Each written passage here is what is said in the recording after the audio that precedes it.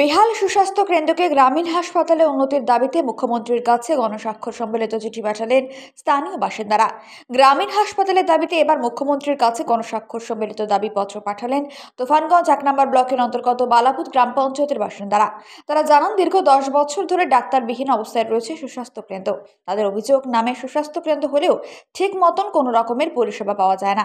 একমাত্র কর্মী শুধু শিশু সুস্বাস্থ্য কেন্দ্রে খোলেন এবং কখন আসেন আর কখন যান তাও জানতে পারেন না গ্রামের বাসিন্দারা।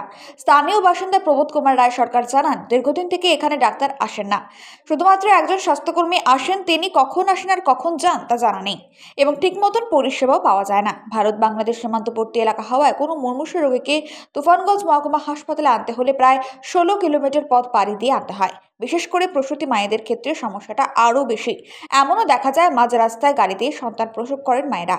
তবে এবার তারা দাবি তুলেছেন এলাকার একটি গ্রামীণ স্বাস্থ্যকেন্দ্রের। তারা জানান, রাজ্যের মাননীয় মুখ্যমন্ত্রী মানবিক তাদের দাবি অবশ্যই তিনি বিবেচনা করে উপযুক্ত পদক্ষেপ নেবেন।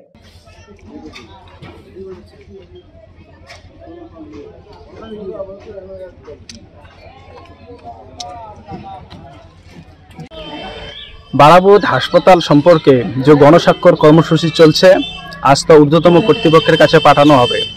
আর ঊর্ধ্বতম কর্তৃপক্ষের কাছে আমাদের অনুরোধ যাতে এ বিষয়ে কিছু পদক্ষেপ নেন। আমার নাম মহিবুল হক, আমি বালাপুত থেকে বলছি। আমরা বালাপুত অঞ্চলে বাস করি। নদী ভাঙন এলাকা, এখানে 40,000 লোকের বসবাস। তার মধ্যে একটা হসপিটাল আছে, ভাঙাচুরা হসপিটাল, কোনো ডাক্তার নেই। ডাক্তারের জন্য তুফানগঞ্জ যাইতে হয়। গরিব এলাকা, গরিব মানুষ যাইতে পারে না।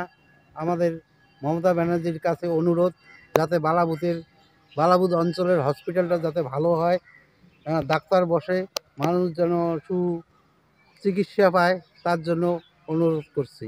আমার নাম প্রমোদ কুমার রায় সরকার, বালাপুত অঞ্চলের বাসিন্দা।